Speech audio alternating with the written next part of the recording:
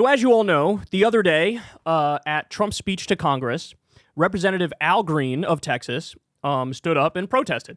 And he put his focus on one of the most important issues that we're currently facing, which is that House Republicans decided we're going to pass a bill that cuts Medicaid by $880 billion. Never mind the food stamp program, SNAP, by $230 billion. Massive middle finger to the American people. Would be a horrific thing for low-income people, disabled people in this country. I mean, we are holding together our country with duct tape and bubble gum, and this is an attempt to rip off that duct tape and destroy everything, right? So, but not everybody sees it like this. The Democratic base looks at Al Green, and they're thanking him. There's an outpouring of love and support for Al Green, right? Now, as you all know, every Republican voted to censure him, and you also had 10 Democrats cross over and vote to censure Al Green. So the overwhelming majority of Democrats did the right thing. They didn't censure him, but 10 of them did, right? And you'll never guess who on the Democratic side is the most anti-Al Green and the most not just Al Green. Every Democrat who decided to do one version or another of a protest that leadership views as non-sanctioned, well, Hakeem Jeffries has a problem with them. So look at this. This is an Axios. Scoop. Democrats privately confront Trump's speech disruptors. Privately confront Trump's speech disruptors. You should be handing medals to these people. You should be putting them front and center and getting them on every news show to be interviewed. Here we go. House Democratic leadership is privately confronting members who disrupted President Trump's speech to Congress, Axios has learned. Many progressives defied House Minority Leader Hakeem Jeffries' request to avoid making themselves the story. Why would that be your request? Why would that be your request? Hey, don't make yourself the story. But what Al Green did is he said, you have no mandate to cut Medicaid. $880 billion cut. That's going to destroy people in my district and across the country. So he interrupts. Yes, it's him doing it, but it's not actually about him, is it? It's about Medicaid. And he uses that to then go on the offense against Republicans and say, look at what they're doing. They're going to take away your Medicaid. But Hakeem Jeffries, the logic escapes him completely. Here we go. Let's continue. Jeffries, in a Dear Colleague letter ahead of the speech, urged a strong, determined, and dignified Democratic presence in the chamber. Oh, well, isn't that sweet? Isn't that sweet? You want to be strong, determined, and dignified in the face of fascism and a robber baron coup. See, this is why it's so clear he's not ready for this moment. He's not prepared for this moment. He doesn't have the ideology and the fight needed for this moment. This is a very dark moment in American history, man. This is something we haven't seen since, like, the Civil War. Obviously, it's unique in its own respect. It's not perfectly analogous, but we're looking at a fascist purge, and we're looking at a robber baron coup. And your response is we need to be dignified? Now is not the time for civility. Now is not the time for decorum. Now is the time for truth-telling and fighting back. Trump's speech was instead rocked by constant heckling. Democrats held up signs and other props, and Representative Al Green was ejected. In meetings and discussions with leadership this week, Democrats who heckled, walked out in protest, or were otherwise disruptive were given a talking to about their tactics, sources said. Leadership is very unhappy with those who went beyond traditional protest tactics like outfit coordination and refusal to clap, a senior House Democrat told Axios. Are you effing kidding me? So Hakeem Jeffries looked at the female congresswomen, female congresspeople who were wearing the pink outfits, and he was like, that's how you protest. Wear the pink outfits. Guys, I'm not kidding when I say all the commentary I saw from the Democratic base on the pink outfits was mocking it. Like, why are you acting like this is 2017? Why are you acting like this is a normal Republican administration and this is like a normal Democratic protest response? Like, okay, I get you're trying to do some symbolic thing. Is that really all the fight you have in you at this point? I wore pink to say F you to Trump. Do you not realize that that's actually kind of embarrassing? That's actually humiliating that Americans look at you and they're like, really? This is all you can muster at this point? This is all you can muster. At a time when a robber baron has illegally hacked into the government, is dismantling the Department of Education, destroyed the CFPB, the Consumer Financial Protection Bureau, which is the anti-scam police. At a time when Trump is threatening wars with like 7 different countries on a regular basis. I'm going to steal Panama. I'm going to steal Greenland. We're going to own Gaza.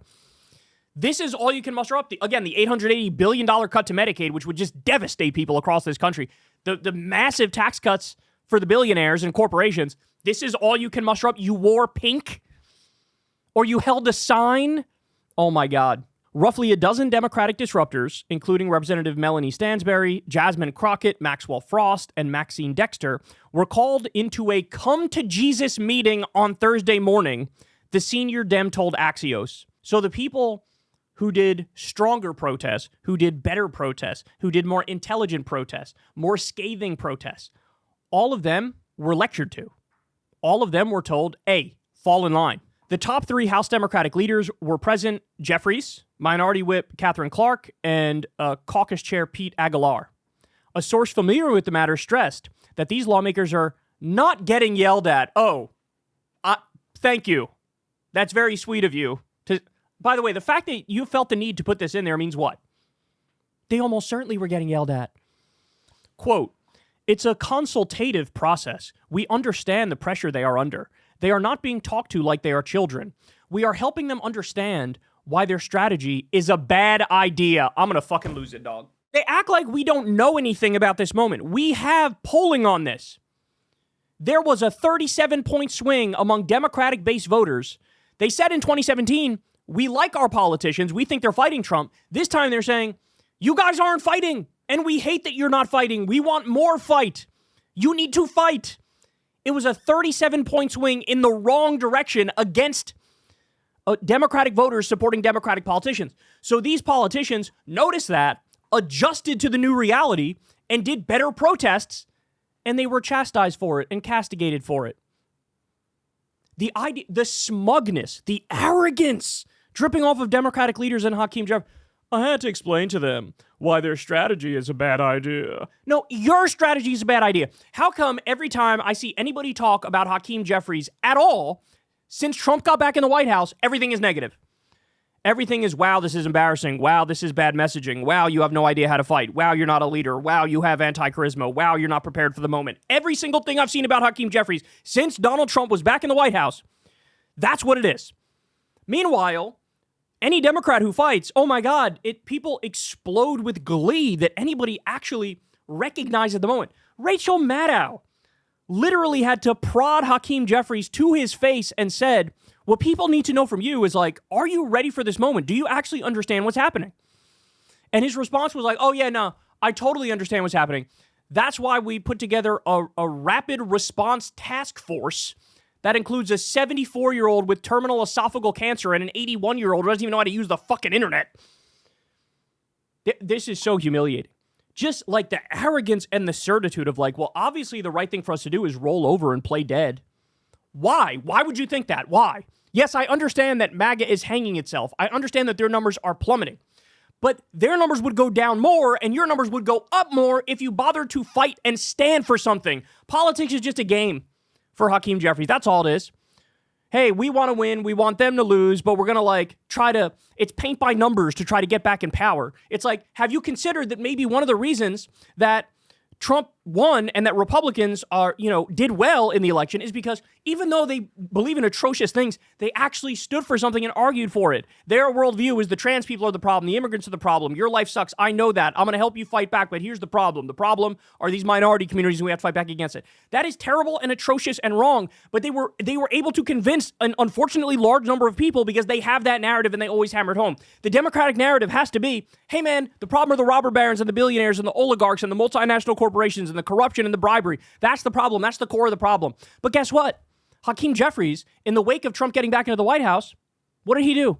He went to Silicon Valley, hat in hand, begging, oh, I know that you guys are really liking the Republicans right now, and I know that you guys, a lot of you are moving to the right, but if you just give us more donations, we promise we'll represent you better, and maybe the next time we're in power, we'll have our own unelected billionaire hack into the treasury and do whatever he wants. So please don't abandon us.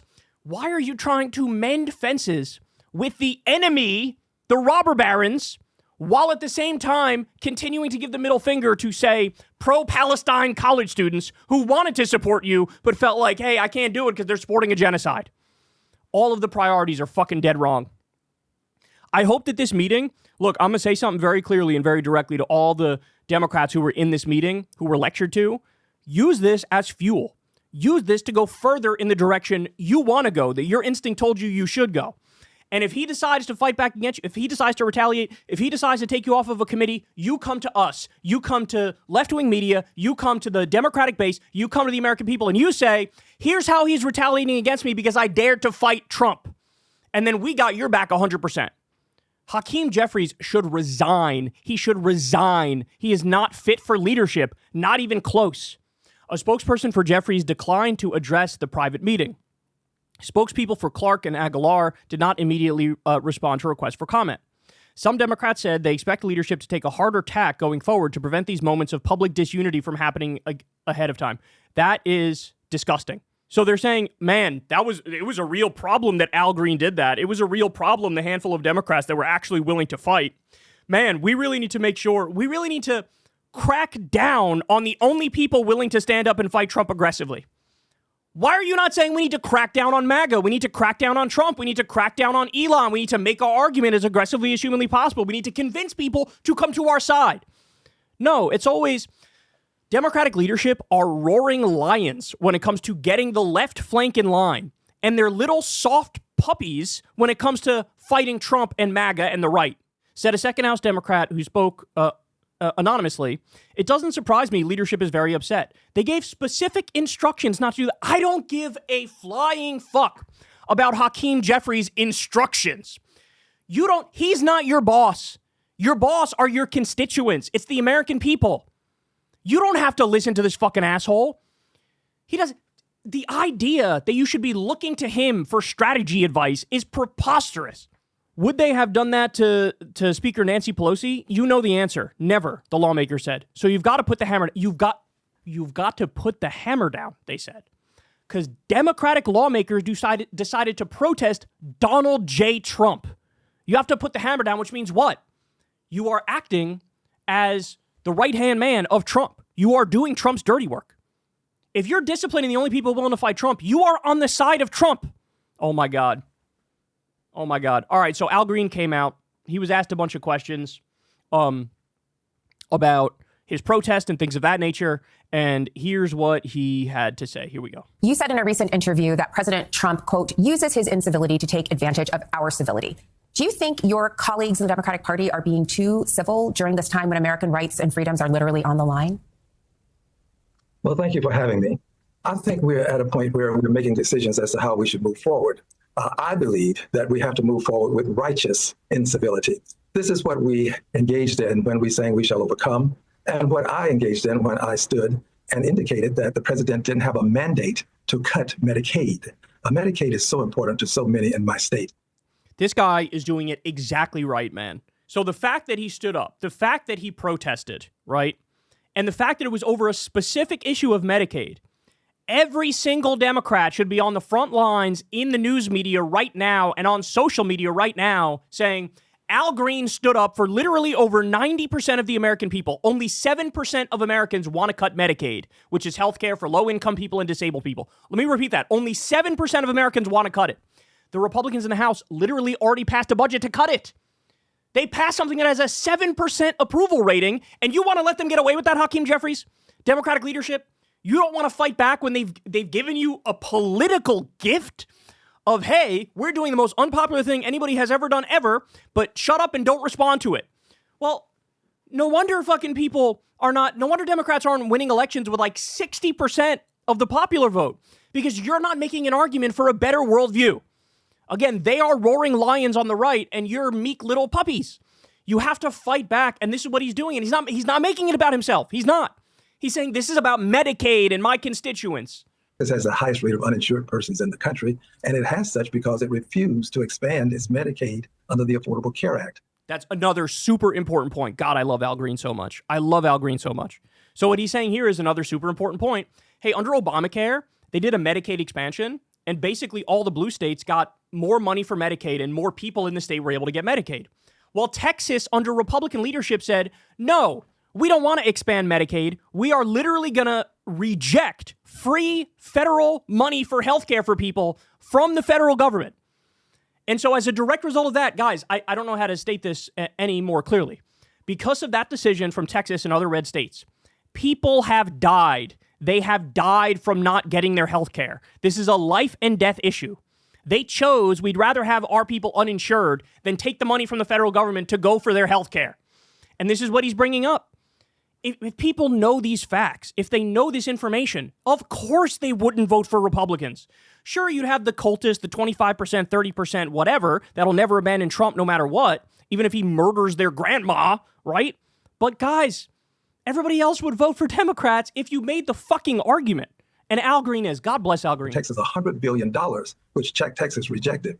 Now, with reference to my colleagues, I have said the things that I do are of conscience. My conscience dictated that I do what I did. I am prepared to accept whatever the punishment is. I don't have to agree with it, but I can accept it because that's what peaceful protest demands. First, it demands that you get in the way. This is what John Lewis used to say, which means you're disruptive. And then you have to be prepared to suffer the consequences. I think that that would be inappropriate for the speaker to do or my colleagues, but I'm prepared to suffer the consequences. And by the way, candidly, then this is not to insult anyone. I would do it again because we have to stand up for those who cannot stand for themselves. I love this guy. I absolutely love this guy. I got one more for you on Al Green. I can't play this clip because the Breakfast Club are famously patent sharks. But look at this. Al Green talks about the difference Republicans having total government power and using it versus the Democrats. Quote, they didn't pressure Joe Manchin and Kyrsten Sinema like they treat me after his Trump speech protest. He literally explains in detail that, like, look, we have this amazing bill. We had Build Back Better. It would have, more people could have become a part of Medicare, would have raised the minimum wage, and all these amazing provisions in it. The original Build Back Better deal, paid family leave, etc. And Joe Manchin and Kyrsten Sinema said, I'm not voting for that, right? And they were the only two Democrats that were holdouts. And instead of using your power as leadership to try to get them to fall in line to vote for the bill that would have been colossally popular and helped so many Americans, they don't do that. They let Kyrsten Sinema and Joe Manchin get away with it. They treat them like heroes. And again, they chastise and castigate the left for doing good things, like Al Green standing up to Trump because Trump and the Republicans want to cut Medicaid $880 billion. They need to learn from this man. I don't want to fucking hear it from Hakeem Jeffries. You have no idea what you're doing. Or actually, you know what the reality might be? And this is the sadder idea. Maybe he does know what he's doing in the sense that he's representing the donors. Like I just told you, he went to Silicon Valley hat in hand begging them for donations after Trump won, after Elon was very clearly committing all these crimes. He's like, no, we still want the billionaires on our side. And so if it's the case, he knows what he's doing. What that means is he wants a toothless Democratic Party. He wants to be basically the Washington Generals, right? He wants to be a professional loser and serve the same donor class as the Republicans. So you tell me, does he know what he's doing or does he not know what he's doing? But the fact of the matter is, it truly is political suicide to react like he's reacting, right? Because you have an opportunity here to literally put up FDR-like numbers in the midterms and in the next presidential race because of how unpopular everything MAGA is doing is.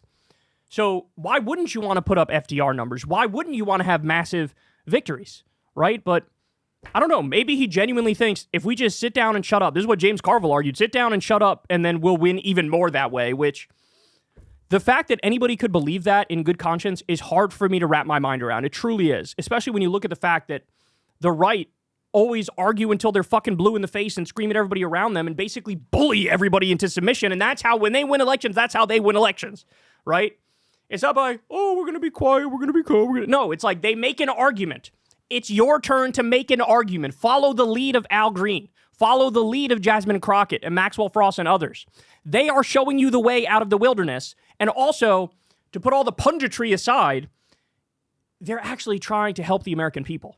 We have a disgusting government that is routinely screwing over the poorest among us, right? And they're, as a matter of principle and morality, they're saying, we got to stop doing this. This is evil, this system that we've created. And so again, God bless Al Green and all those Democrats who stood up and fought. Hakeem Jeffries is completely and utterly unfit. And every time I cover him now, I got to say the same thing. Call Congress and say, Hakeem Jeffries, you should resign. You don't know how to fight. You don't know how to lead. You don't know what you're doing. This is absolutely pathetic. It should be like Al Green should be leading the Democratic Party, not Hakeem Jeffries. Hey, y'all, do me a favor and like and subscribe. It helps out big time in the algorithm. Click the bell as well for notifications when videos drop. and watch that video on screen right now. You know you want to.